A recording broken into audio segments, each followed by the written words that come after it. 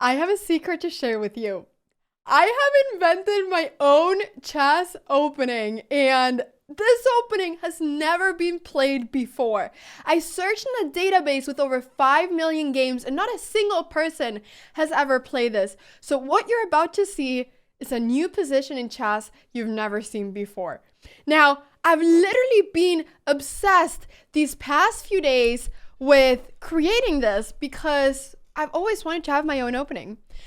So, everybody, I present to you the cow opening. Now, you may say, Anna, why are you calling it the cow opening? Well, because this opening has everything that a cow has. Now, let me go ahead and show you the moves that, create this opening, and then I'll tell you the story behind it, because there is a story that you need to hear to be able to understand it. So, when I was thinking about cows, I was thinking, and I wanted to create it, to call it the cow opening, because my profile picture on chess.com is of a cow. And the reason I have this profile picture is because I made a bet with myself that I would have it until I reached 2300 rating. So it's going to be a little while, and me and the cow has had to become friends. So I knew that I had to call it the cow opening. So I thought, Anna, how do you create something that resembles a cow? And I realized that I know this story about a bull called Ferdinand. Ferdinand, if you haven't heard about this story, is a bull that likes to sit by the grass and smell all the flowers. And he's such a calm cow, even though he's very, very, very big and scary. He looks scary, but he's not scary. So I thought, I need to create an opening that looks innocent, that will make your opponent think that you're innocent and sweet, but that then, whenever you get stung by the bee like Ferdinand did, will make yourself the best chess player you've ever been and will create an inner beast within you. So I decided to create this. And the opening goes like this. And now you can actually play this both with white and black. It's actually a system. So you start with the move e3. Here we go. And now Black can respond in any way they want. It doesn't affect you. You go ahead and do the stuff the way you want to do it. So let's say your opponent replies with d5, which is actually what I encountered in this game when I played the cow opening. My opponent went d5, and now what you do is that you go d3. You're just walking one step at a time. You're taking very, very, very small steps, but you're not really making bad moves, okay? What you're trying to do here is that you're trying to get black to get the full center, and then you strike back by challenging the center. So now here, let's say black goes e5, which is one of the most standard moves to play here, just really grabbing that whole center. Now you go knight e2. You're going to see that the goal of this opening is going to be to place your knight on g3, and then your other knight on b3. There we go. So here we have the opening. Here it finishes. d3, e3, knight g3, knight b3. It's a very easy setup, and you do the exact same setup even if you have the black pieces. I will show you a game right after this one where you can see it. So you have this little setup. These knights are not badly placed, okay? And these pawns are not badly placed either. Actually, none of your pieces are badly placed, but the reason this is dubious according to the engine is because you're not really gaining any advantage. As white, typically you try to make moves that will make you gain an advantage, and you're spending quite a lot of time by moving your knight so much in the opening. But the knights are pretty good placed over here. The only issue that they have is that sometimes they can get kicked away. And with time, I'm going to start creating variations, and I will call it different names. Let me know in the comments down below if you have any names you'd like to call some of the variations. Someone wanted me to create a variation called the Ferdinand variation or the Bison variation. Even someone wanted this to be called the steak variation. I love the cow. The cow is a beautiful animal. I don't want to call any of these variations the steak variation. So let me know in the comments down below if you have any fun ideas for names. But this is basically the opening. Now, in this position, my opponent went rook e8. Now, your opponent can do a bunch of different things, but what you're pretty much always going to try to do is that you're going to try to get your bishops out and then immediately strike back the center so that black doesn't really get that much space. Now, this is kind of similar to the King's Indian, but reverse roles, where white gets all the center, gets all the central space, but with black, you go ahead and challenge the center. So what I always try to do with this opening is that I try to get my opponents to overextend. They get so confident, you know? They get so confident. They're like, oh, I have all the space. My pieces are developed. I have such a great position. But they don't know any theory in this opening because they've never seen this before. And two, they kind of get sometimes too confident. And, you know, what you try to do with the cow opening is that you try to milk. I had to, sorry. You try to milk the position so that, you know, you try to find small inaccuracies in what your opponent is doing or big blunders or whatever, it doesn't matter. And you try to win the middle game and end game. So even if the opening doesn't get you an advantage, it puts you in a position where the opponent doesn't really know what they're doing either. And sometimes they'll spend a lot of time. So I went here, bishop e2, c6, castles, knight bd7, simply developing the knight. And now I decided to strike the center. c4, here we go. Now I'm starting to get active. I'm not just smelling my flowers hanging around. No, I'm starting to get active and I'm starting to stand up and say, hey, it's time for me to get my space. So c4, I'm challenging the center. And the idea is that if my opponent would capture this pawn and take, then actually the d file would become pretty strong here. It would become open for my queen. And actually, after I develop with bishop e2, bishop c3, and I get like my rooks in, I think I would be doing totally fine. So I thought this position was pretty good. Now my opponent went knight f8, which is also a good move, simply rerouting the knight. And here I could have, you know, simply developed, gone a4, something like that. But I decided to go c5, which is maybe slightly dubious. Okay, the engine thinks it's dubious. And I trust the engine. But what was my idea with this? Well, my idea was that I kind of wanted to close down the position and I kind of wanted to just force the bishop to move. And I thought my pawn was doing fine over here. So the bishop moved back to c7. And now once again, what do you do in the cow opening? You attack the center. So now I went e4, which I think is fine. And the idea of e4 is simply that I'm right now, once again, kind of challenging the center. And if my opponent would capture on e4, takes and takes, I would actually be in a totally fine position. This knight over here is actually defending this pawn. Now the queens would be open and this would be totally fine. After something like bishop g5, rook c1, I'd probably be, you know, completely equal. So after e4, my opponent developed the bishop, which is totally fine. And I decided to develop the last piece that I hadn't developed, bishop g5. Now I'm putting my bishop over here because I wanted to pin this knight. And you can see that even though we started off with what some people would call a terrible opening, it's not such a terrible position now. It's a very playable position. And let me tell you something. If you are under 1600, the opening that you play matters zero.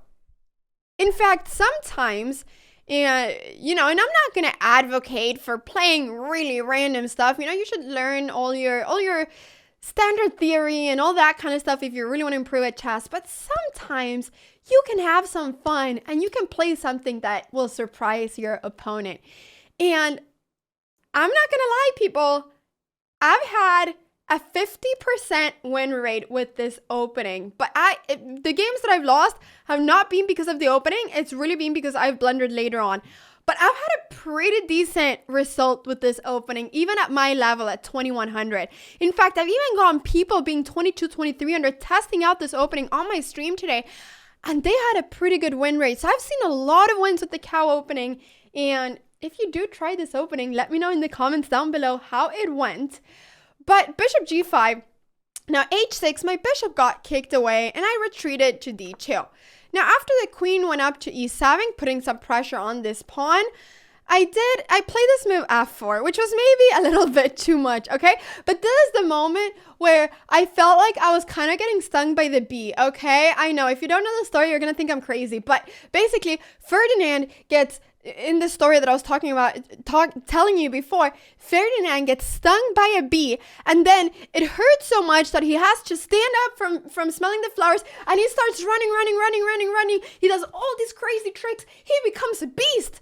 And so all these Spanish matadors, they really want him to be in, is it called the bullfight? Because they think that he is the scariest bull of them all. When in fact, Ferdinand was just stung by a bee and he did not want to be in any bullfight. So, when he got to the bullfight, he just decided to not do anything and everyone got mad. And then he got back home and was able to once again smell his flowers. So this is basically what I'm trying to say with this opening. You get stung by the bee at some point, and then you go crazy, all aggressive, blah, blah, blah, blah. You win the game, and then, the cow goes ahead and just breathes in again. And yeah, that's pretty much that. So anyways, on F4, he captured on F4, and I had to capture and go rook takes, and I thought this was pretty fine. I'm right now maybe threatening to push E5, maybe, depending a little bit. And I also have some pretty good squares for my knight. So I guess the only reason for why I would be worse is because my dark squares are right now pretty weak. I think honestly that is the main thing right now in this position, that my dark squares are pretty weak, all of these squares. So my opponent went knight g6, I retreated to f1, and now we had takes, and bishop takes b3. And in this position, I have also the problem that this pawn is very weak, and this one. So after queen takes b3, I lost my c5 pawn, and things started to look pretty dark for me. But with the cow opening, somehow the luck is on your side. At least that's what I've seen. So I was really doing much worse here against the 2100. And I thought, oh no, this is just going to be really bad for me. So I moved my king, and my opponent cannot capture on e4 because I have then queen takes f7. Now in this position though, my opponent went rook e7 with the idea of defending this f7 pawn, which makes quite a lot of sense. But now my cow knight on g3 is actually coming into play, and I'm able to go knight f5, kicking away this rook. So the rook has to go somewhere, and actually the only good move that my opponent has is to capture on e4. If my opponent would do something like rook d7, then I actually have this fantastic move, knight takes h6, where I'm checking the king, and the pawn, well, if the g pawn captures my knight, I can go rook takes f6 as the pawn is not defending the knight anymore. So I had all of these ideas with knight f5. Even sometimes I can, depending on how the position is, sometimes I can also threaten knight takes g7, but right now knight takes h6. So rook takes e4 really was the strongest move in this position, and now my bishop is hanging. So here I decided to go queen takes b7 with the idea that if my opponent takes my bishop, I'll take the rook. Now, to my very surprise, my opponent had quite a lot of time here. My opponent literally immediately just captured the bishop on e2. And I was shocked. In this position, my opponent should have gone something like rook f8 or rook d8 or whatever, just to get the rook out and then threaten this, and I would have been slightly worse in that position. But my opponent went rook takes e2, which was just absolutely insane. I was able to capture the rook, and the game was not over. The king went up to h7. I was a little bit scared because these knights... Wait. I feel like that's a meme. I think I saw a video called These Knights. Okay, these knights are really strong towards my king, and after rook c1, I'm threatening this queen. So I thought he was gonna go something like maybe queen d5, but then the idea was that I can then take this pawn, and he cannot checkmate me on g2. So he went queen e5 instead, which looks totally fine. I captured the pawn, and now he did this very, well, not very. Now this is a pretty normal move to go queen takes b2. The queen is getting a little bit off the game, but still putting some pressure on g2. In this position, I decided that I wanted to threaten to go knight takes g7. This is one of the threats I wanted to have, and also knight takes h6. So I thought my opponent would go knight e5, threatening my queen, but actually my opponent did not do that. Instead, they went knight e4. And now after this move, I think the threat was to, whoops, that I did not do that. After this move, I think they were threatening to go knight f2 check. And just kind of ask my king where my king is going to go, basically. So I thought that was the idea. Here I could have gone rook e1 or anything like that. But, okay, I decided to do a move that probably wasn't so good, but that ended up being good. So I went knight takes h6, which is not a terrible move. But now my opponent really should go knight g5. Instead, after I captured this, they had a minute 30 on the clock. They went ahead, captured the knight, and now after queen h3, king g5, rook f5, it was a checkmate. So I checkmated my opponent. Now you may say, Anna, this game was terrible. You were lost all game long and you just won by a mistake that your opponent did. Well, let me tell you the story. This is the life of the cow opening. Every single game, you get a lost position. Okay, not every. I've actually seen people that have gotten a one position with the cow opening. But at my level, every single game, I get a worse opening. But what happens? Somehow, I manage to win or get a fantastic position in the middle game in each and every one of those games. It's actually insane. And I'm going to show you one more game to prove this to you. It's really an insane curve that this opening takes you on. But it's actually really interesting. So this is a game that I won with the cow opening. Like I've said, I won several games with this opening. But I'm going to show you now a way where you can win with the black pieces.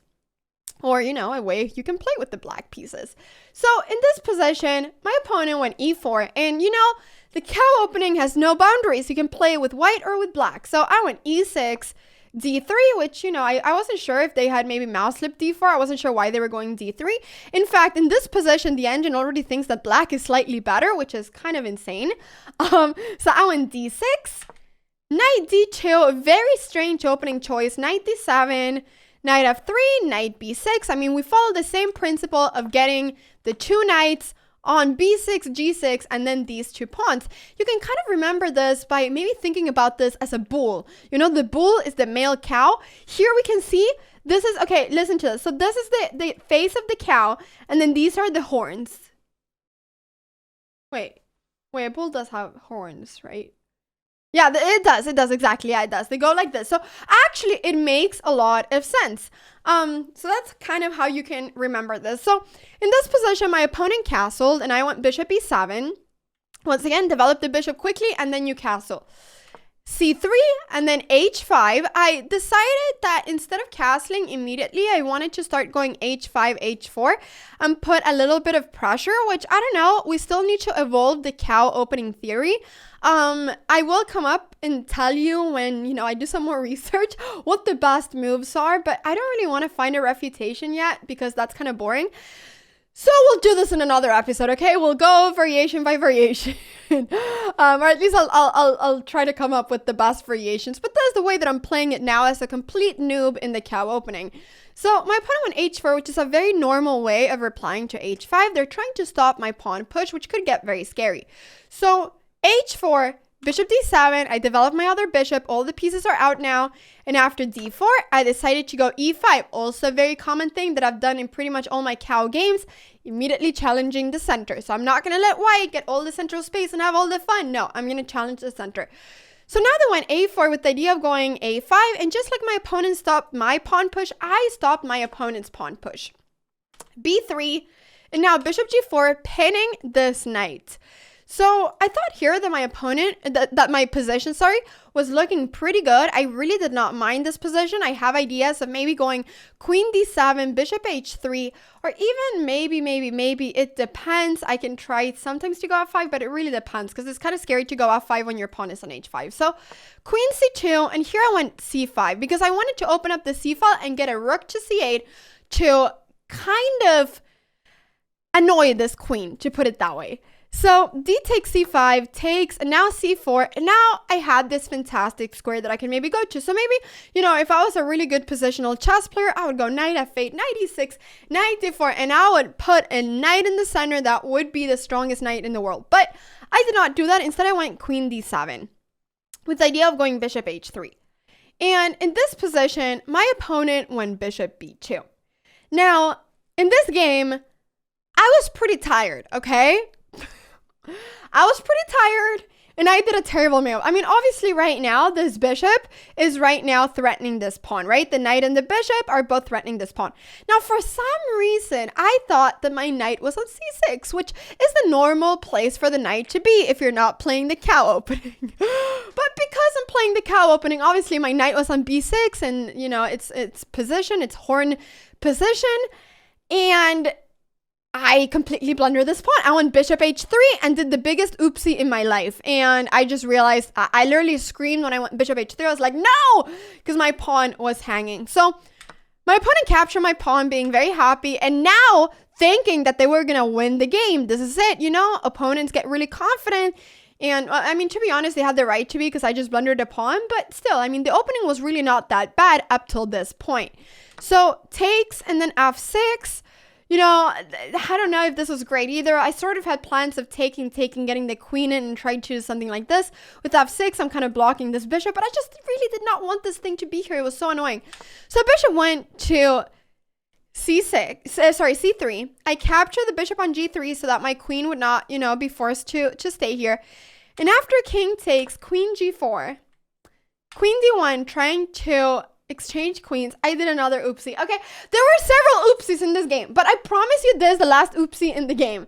We all do oopsies no matter what level we're at, unless we are Magnus Carlsen or Ding Liren or someone rated over 3,000 in in chess.com. I am not, okay? So I do oopsies just like the rest of us, just like you do. I'm sure you do a lot of oopsies, and that's okay. We all do them. So in this position, I completely, you know, just went long castles and blundered this pawn on a5. Now, I thought it would be good for me to go long castles, get my king to safety, try to double up my rooks, but I just completely blundered this pawn, which was really bad. So in this game, I had already blundered 2 pawns. I was starting to give up on the opening. I said, you know what, maybe this is not for me. Maybe this is just plain bad. Maybe, you know, it's because of the opening that I've started to play like this. After capturing a5, I went king c7 because my knight was hanging, rook d1, and then I decided to go rook d3. Now, the moment my opponent went rook e1, I knew that the milking could start. I realized, okay, I am 2 pawns down, but guess what? My pieces are very active right now. So my opponent just literally lost tempo by going first here and here. I thought this was weird. I think the idea was to go rook e3. They kind of changed their mind. But I realized this is the moment where I need to really try to squeeze whatever I can from the position. That's kind of what Magnus Carlsen does. He always tries to squeeze whatever, you know, there is from a position. And that's why he's able to win so many drawn end games. This is not a drawn end game. This is a lost position. But it's not completely lost because I have some activity for the pawn. So I realized very quickly that this bishop doesn't have any squares to go to. And this bishop is the only defender of this knight. So I found this move, rook a8, threatening this bishop, and the only move that does not lose here is capturing the knight. Any other move either loses the bishop or the knight. So he captured my knight, I capture back. And now I realized that I had a plan.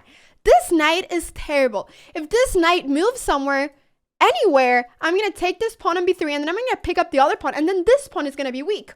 So actually, this knight is really bad because of my pawn really taking up a lot of squares here on g4. So this knight sucks.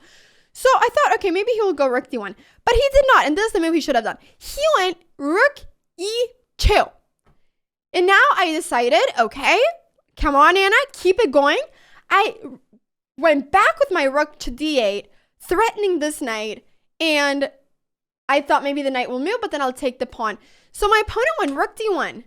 And in this position, I found an idea, which was, where is their dark squared bishop? These dark squares are so ready for my king to, you know, get in. So king a5.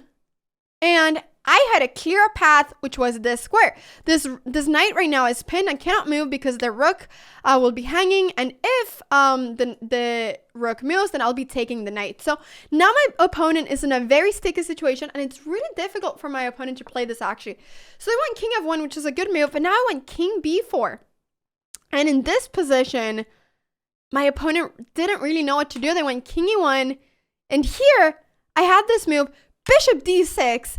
And I just once again had a very clear path, which was to get my bishop in here to c3 and pin everything. And after rook b1, which was actually their big mistake, they didn't have to go rook b1. I mean, this was really like what was their probably biggest mistake. I think even in this position, they could go something like knight b1 or something. And then after takes, bishop takes. I'll get my couple pawns back. It'll be an equal position, but they will not be dead lost. But instead they went rook b1. I had this move bishop e5, which is really strong. And actually, after this move, I am completely winning because my opponent cannot stop bishop c3. And if they would go knight f1, I go bishop c3 and win the piece. Actually, I'm completely winning here. So what did the cow do? The cow went from having a completely lost position to milking it until, well, getting a win. And this is what I've seen in many of my games with this opening. I get a bad position, but somehow in the middle game and end game, I'm able to change things around and get a win. So this is the cow opening, everybody. I hope you enjoyed it. Let me know in the comments down below if you try it. And let's see how many wins we can get on chess.com with this opening. It's supposed to be bad, but is it really? Chess at the end of the day is a practical game. We are not engines. We don't always play the best moves, and sometimes playing an opening that makes your opponent think twice will give you some better results. So let me know how it goes for you. Do I think this is what you should play if you're trying to improve at chess? Maybe not, but should you play it if you want to have some fun and try something new? Absolutely. Thank you so much for watching this video, and let's all be a group of cows that does a chess stampede on chess.com. Bum, bum, bum, bum, bum. Okay, bye.